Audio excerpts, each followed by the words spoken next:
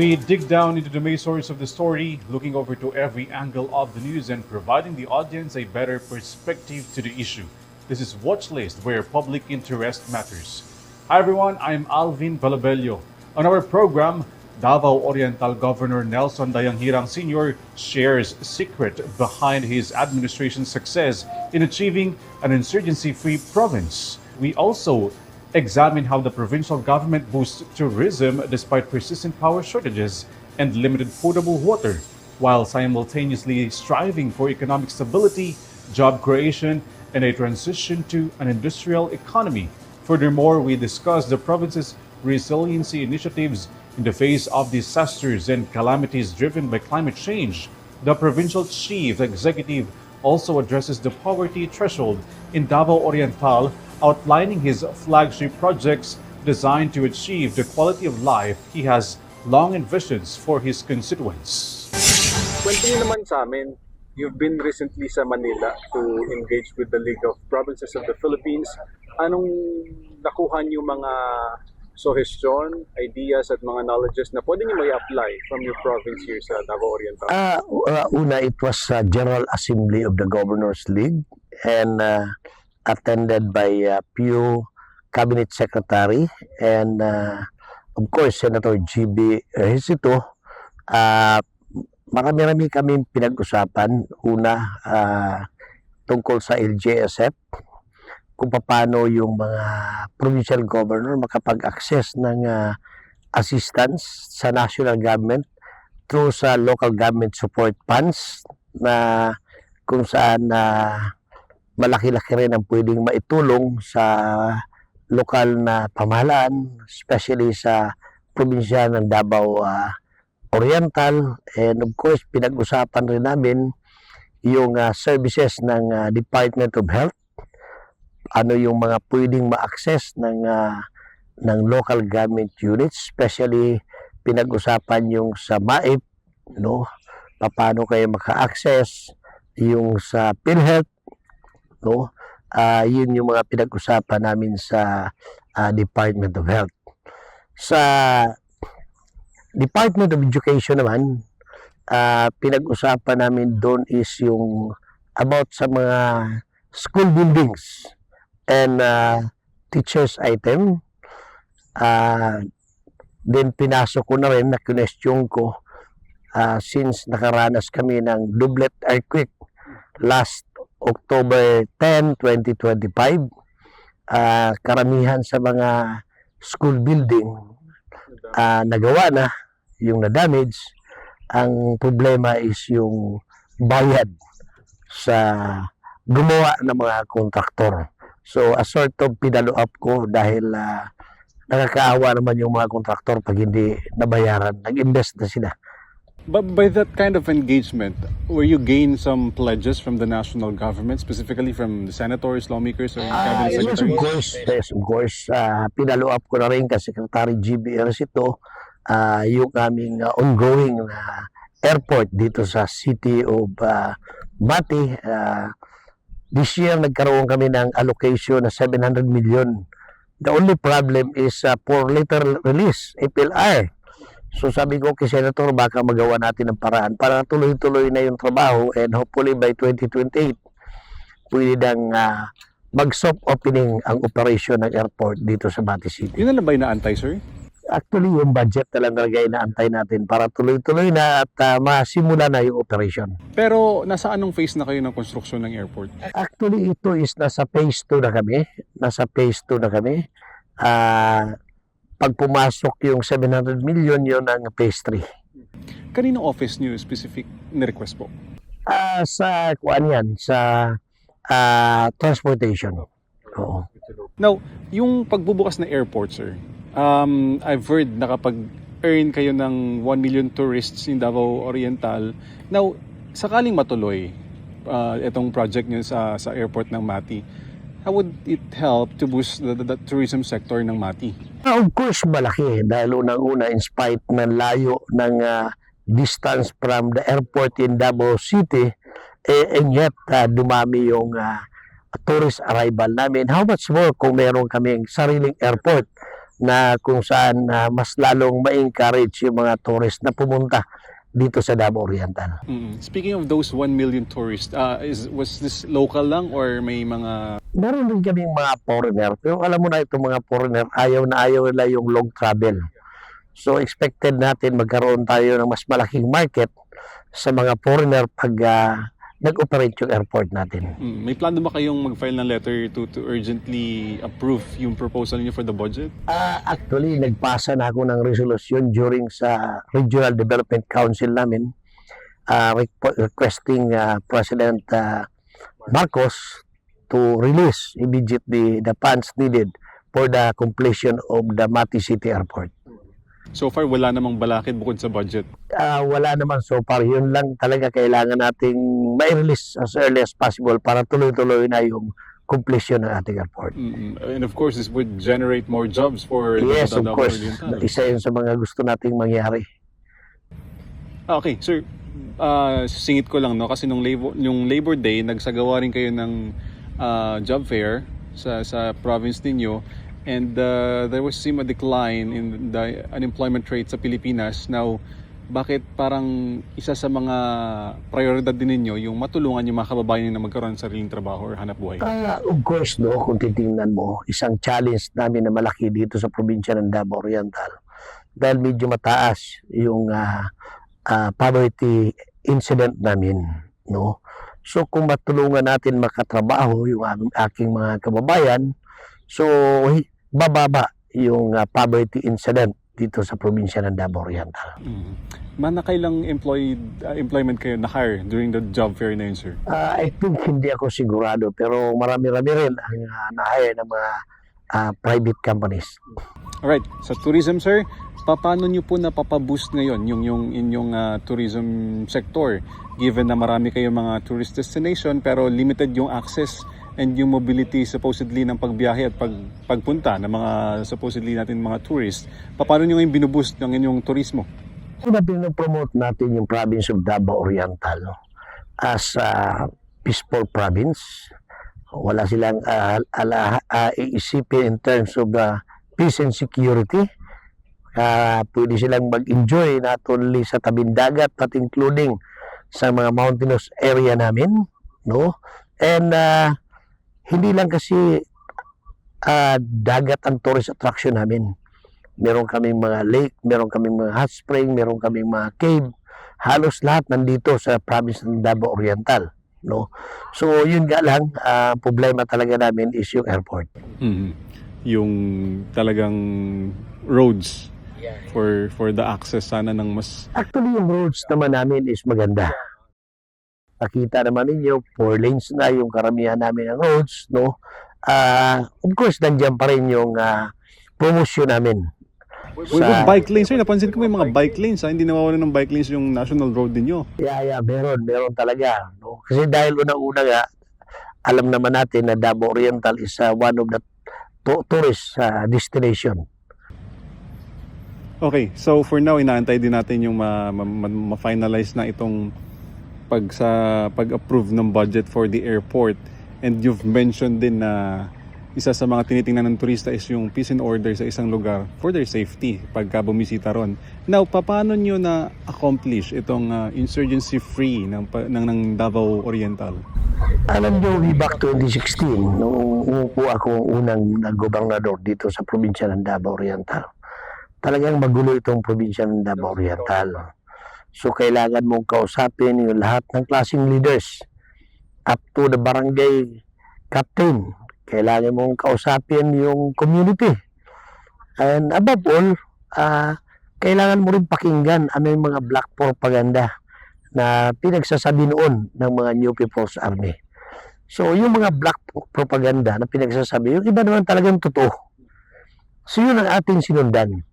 Binigay natin sa mga taong bayan yung mga serbisyo na noon kulang. So, nung natanggap ng mga tao yung mga serbisyo na ibigay natin, doon na dahan-dahan na nawalan ng support ang New People's Army.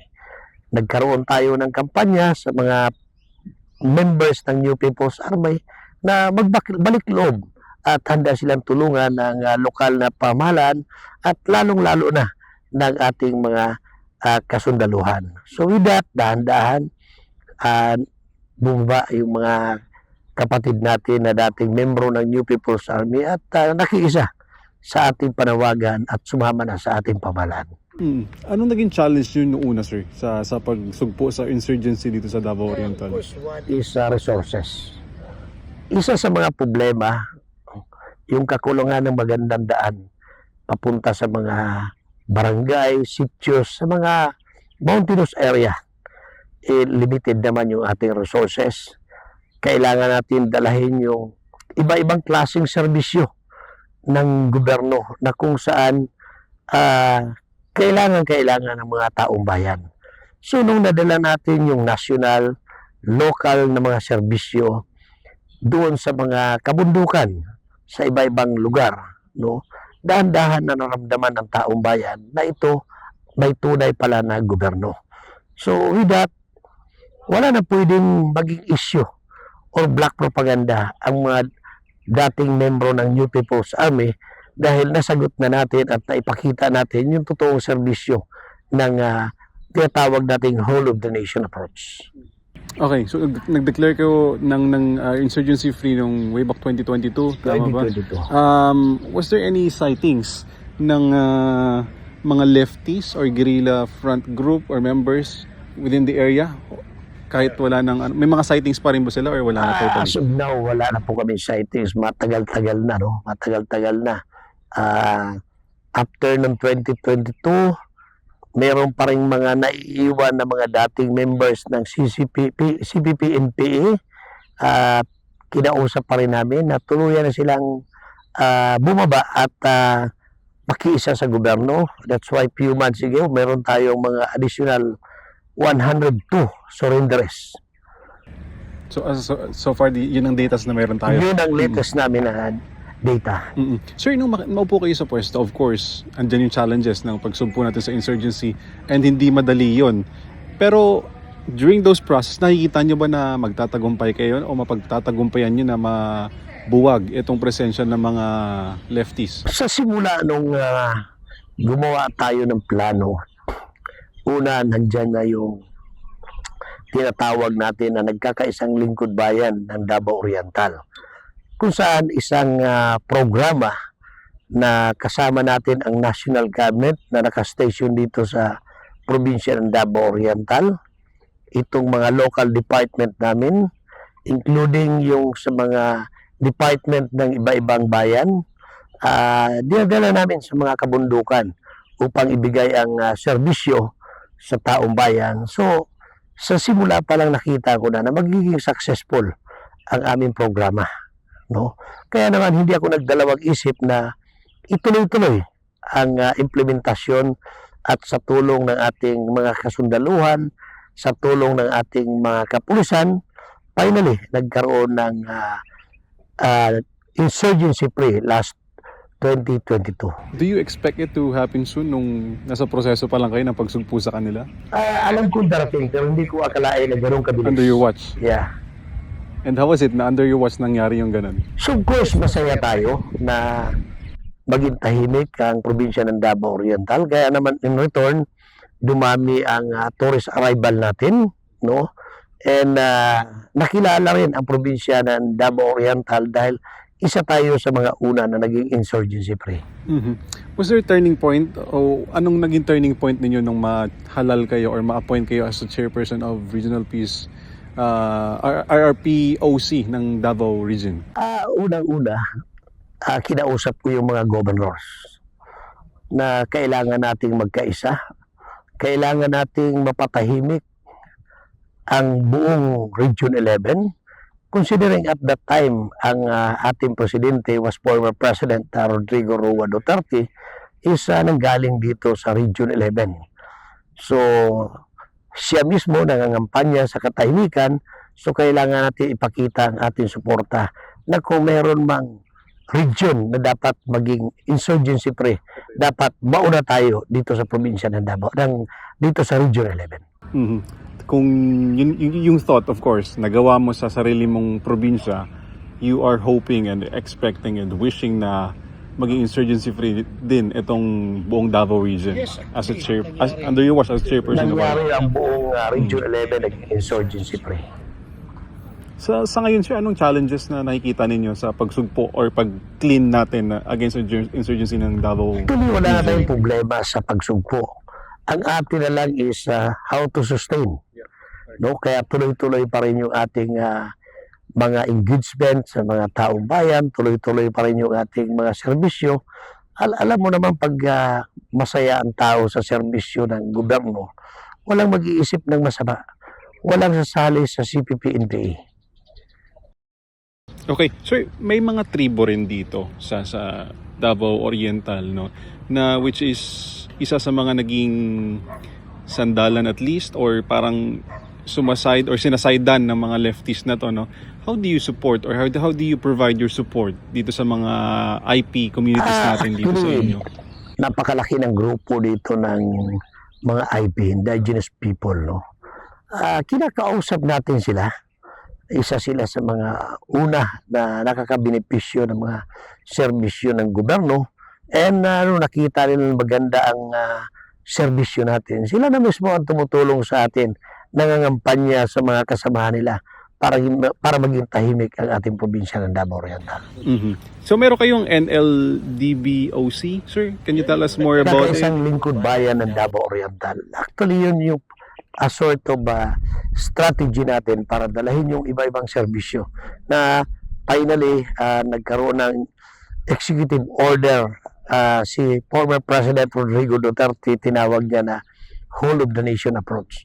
Nagsimula yan dito sa probinsya ng Davao Oriental. And for sure, malayo na yung narating na ito. Is this your flagship program ba? Or flagship project for the Peace Actually, yun talaga flagship program ko from the start dahil knowing the fact, pag-assume ko in 2016, napakagulungan ang probinsya ng Davao Oriental.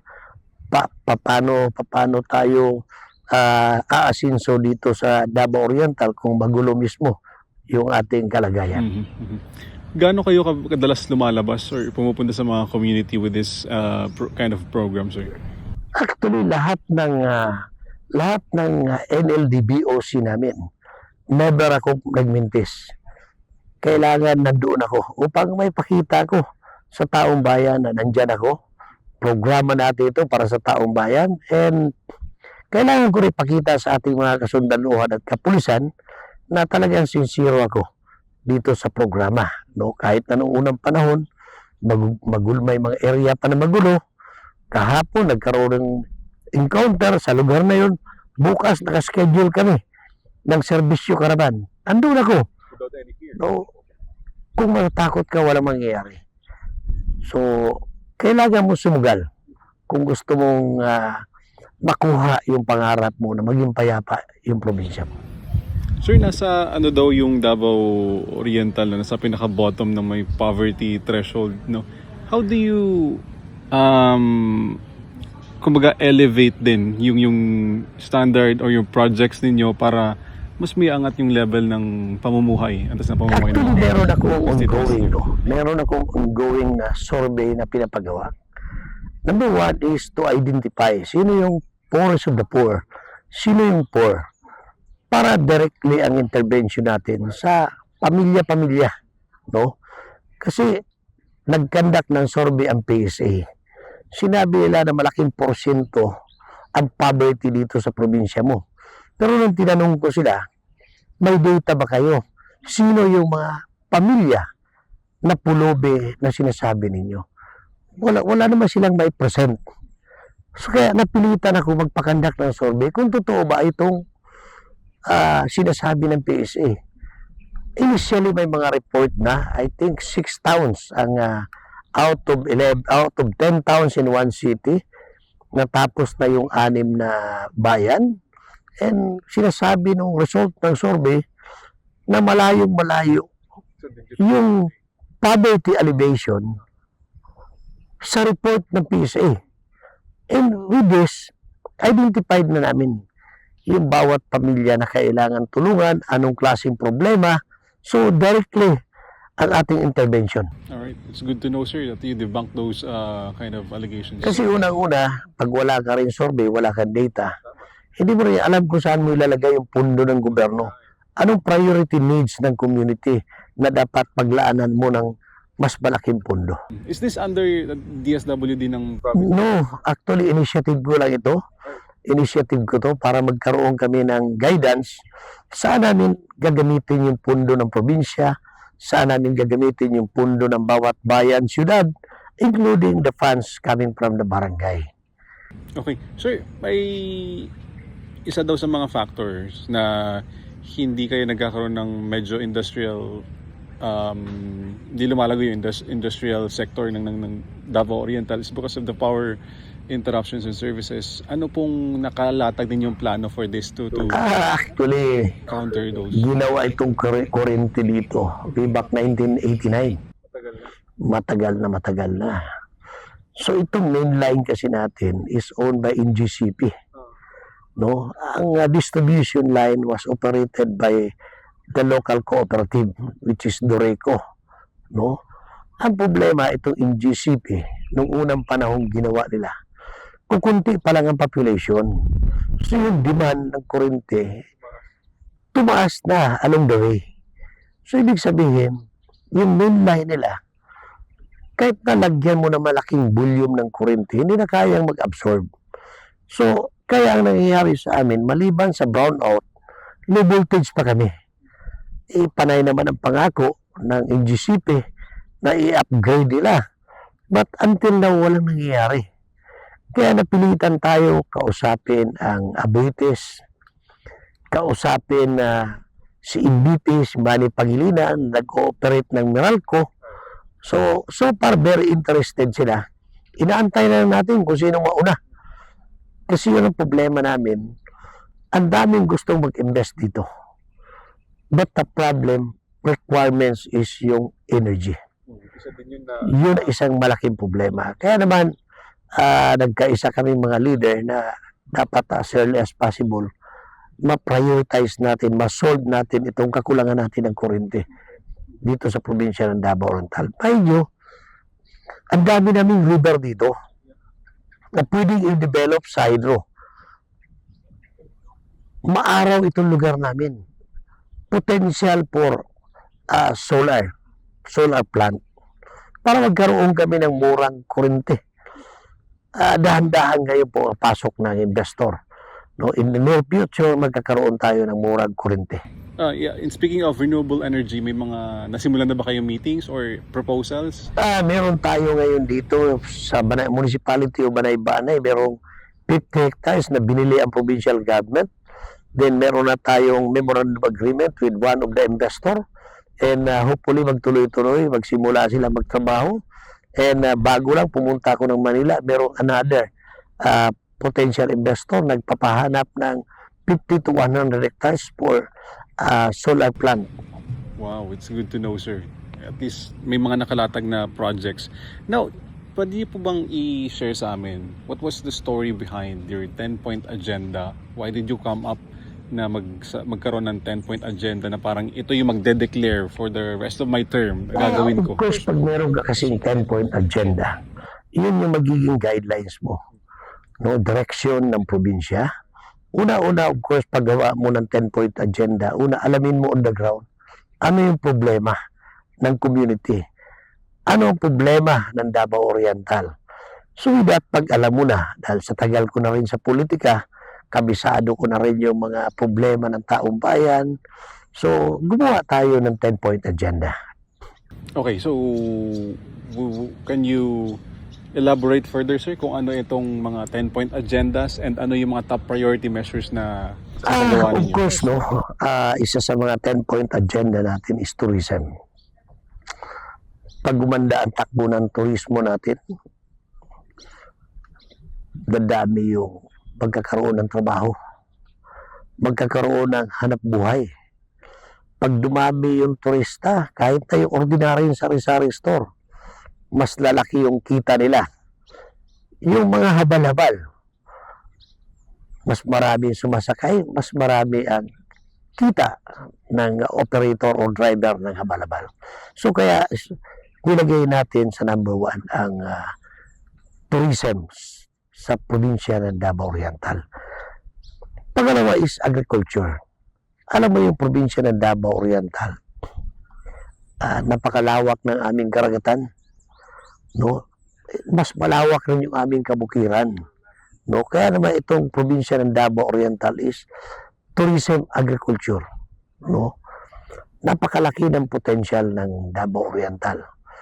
Before Typhoon Pablo way back 2012, Davao Oriental is the #1 coconut producer in the whole Philippines. Tinamaan kami ng Typhoon Pablo, naging pangalawa na lang kami. But counting the number of years, naka-recover na rin kami. Kung magkakaroon, I think, ng reassessment, baka babalik ang Davao Oriental as one of the coconut producer in the whole country, the Philippines. Nandiyan rin yung transportation. Of course, kailangan natin airport, mapaganda natin yung national highway, mapaganda natin yung mga farm to market road natin para mas madaling maibaba ng mga farmers natin yung kailang mga products papunta sa merkado, mas mapadaling makarating dito ang ating mga turista and other investors, no? Nandiyan rin yung potential ng Davao Oriental support, no? Na maging daan para mas maidala natin sa mas magandang lugar, magandang presyo ang ibang mga agricultural product. Potable water system. Alam mo yung tubig buhay ng tao. Simula pagising natin hanggat sa bago tayo matulog, tubig yung pangangailangan natin. Nakita ko yung kakulangan. Kaya naman sinama natin sa priority natin yung water system para matulungan natin yung ating mga kababayan. Of course, number 5, yung pag-usapan natin about sa energy. No? Walang papasok na investor dahil sa problema namin sa energy. Kaya ginagawa natin ng paraan. 6, of course, is tuloy-tuloy yung development natin in terms of infrastructure support sa lahat ng mga bayan, including mga barangays. Number 7 natin is health. Napaka-importante ng kalusugan ng taong bayan. Kaya naman meron tayong isang provincial hospital at 4 na district hospital na binibigyan natin ng malaking suporta, priority sa mga budget allocation dito sa buong probinsya ng Davao Oriental. Education kailangan natin ipagpatuloy. Kailangan natin ipapatuloy upang mabigyan natin ng tamang kaalaman ang ating mga kabataan, and in their future magkakaroon sila ng mas magandang trabaho upang makatulong sa kanilang pamilya. Sa disaster preparedness, ang Davao Oriental is prone to iba-ibang disaster. Tulad ng nasabi ko, last October 10, nagkaroon kami ng doublet earthquake kung saan napakarami ng nasira. So, kailangan namin pagtuunan pansin ang paghahanda sa mga darating pa na mga calamity dito sa probinsya ng Davao Oriental. Of course, kailangan rin natin pangalagaan ang ating kapaligiran. Kaya sinama natin yung natural resources upang manatiling presko yung ating hangin. Patuloy rin yung ating tree planting program at inaanyayahan natin ang mga taong bayan na patuloy na magtanim ng mga kahoy para in the future mabigyan natin ng mas magandang buhay ang ating mga kababayan. Sir, I've heard isa din kayo before sa mga exporter ng abaka. Na what happened to the industry? Bakit parang bumagsak or humina yung Nandiyan pa rin naman yung abaka. Ang problema natin sa abaka, number 1, yung buyer. Yung buyer, minsan nandyan, minsan nagsasara. So yun yung tingin ko, hindi na ito problema namin dito sa probinsya. Problema na rin ito ng national government kung paano natin maprotektahan yung abaka production natin. Dahil sa totoo lang, napakalaki na production dito sa probinsya ng Davao Oriental. And aside from that, sir, parang isa din kayo sa mga nakakapag-produce ng mas maraming tuna sa General Santos City. Totoo lang, itong karagatan namin, ito yung tinatawag na tuna highway. Yung mga tuna coming from General Santos City, karamihan yan dito nang gagaling. Kasi itong ang karagatan namin is nandito yung tinatawag na tuna highway. No, ang problema lang namin, kulang kami sa malaking bangka na para makipag-compete sa mga taga General Santos City. But in the near future, dahan-dahan, meron na tayong mga association na tinutulungan para mabigyan sila ng pan-deep sea fishing. Sir, with more than half of your life sa inyo pong pagiging public servant, ano pong pangarap niyong gawin para sa Davao Oriental? Isa lang naman ang gusto kong mangyari sa probinsya ng Davao Oriental. Magkaroon ng magandang kabuhayan ang taong bayan. Dahil naniniwala ako na pag ang taong bayan masaya, mayroong sapat na pangkabuhayan, magiging maunlad at magiging mas masaya ang kanilang pamumuhay. Now, where are you specifically on that goal sa pagbigay sa kanila ng maayos na pamumuhay? Of course, using the government resources. Tulad ng sinabi ko, nagkaroon tayo ng survey para malaman natin kung sino yung mga vulnerable communities, families, ano yung problema nila, ano yung pwedeng maitulong ng ating gobyerno. So, gagamitin natin yung resources ng government para maiangat natin sa kahirapan ang taong bayan. Sir, sa disaster preparedness na nabanggit niyo na kaharap ninyo yung Pacific Ocean, andyan din yung Philippine Trench, na paano ninyo ina-advise or paano nyo dinidisseminate yung information sa inyong mga residente rito na this is going to happen, binabagyo tayo, and paano naman nakakapag-prepare yung inyong mga kababayan? Meron na kaming alarm system, no? Na kahit dito ka sa probinsya, sa Provincial Disaster Office namin, magbigay ka ng advice, aabot na yan sa mga disaster-prone area. No, nakapag-install na rin kami ng mga monitoring device, no? And above all, alam mo sa disaster, kailangan may alam ang taong bayan para maging handa sila sa lahat ng pwedeng dumating na disaster. Kaya ang ginawa natin, nagkaroon tayo ng training sa barangay level, no? Barangay level para alam na ng mga tao anong gagawin sa iba-ibang klase na pwedeng mangyaring disaster sa probinsya ng Davao Oriental. Sir, nilatag niyo sa amin yung 10-point agenda ninyo now. Saan na po kayo banda doon sa 10-point agenda ninyo? Are you satisfied sa mga nagawa niyo? Actually, ongoing tayo, no? Ongoing tayo. Tuloy-tuloy naman yan. Tulad pag-usapan natin yung kalusugan. This coming May 20, magkakaroon na kami ng launching ng cashless na hospital, no? Zero billing. Zero billing, no? So, hindi naman madalian natin makukuha ang lahat.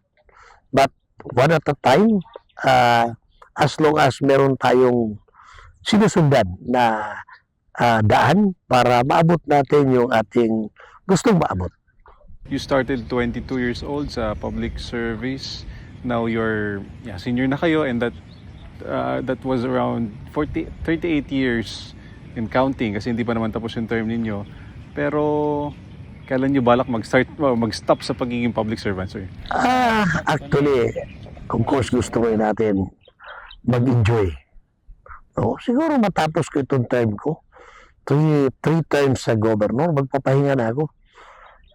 Bigay na natin sa mga bata. No? Ang hindi lang natin maiwasan, mas lumalakas tayo kahit na sabihin natin senior na tayo. Lumalakas yung katawan natin, lumalakas yung isip natin pag nakakatulong tayo sa kapwa natin. Meron kami, actually tuloy-tuloy yung training namin sa disaster. Tulad ng sinabi ko is barangay level approach na kami. So, kahit sino pwedeng mag-join sa training? Yes, of course. Meron kaming mga target participants, yung mga barangay tanod, yung mga volunteer workers ng barangay, no, yung mga purok leaders sa mga sityos. So, but open to public kung sinong gustong sumali. Yun naman ang purpose natin na matrain natin yung taong bayan. How open do you conduct such training, sir? Actually, tuloy-tuloy kami tulad ng sinabi ko, no. In 1 month, nakaka-cover ata kami ng mga 10 barangays. Tuloy-tuloy pa rin yung mga engagement natin sa mga kasundaluhan, kapulisan para meron tayong sapat na kaalaman kung ano na ang the real situation natin. Thank you so much, Gov. Thank you po. That's our special episode from Davao Oriental. You may visit EuroTVPH.com for more news and information. Catch us via Facebook and YouTube and via Pinextreme channel. I'm Alvin Palobello and this is Watchlist, where public interest matters. Only here at EuroTV Philippines.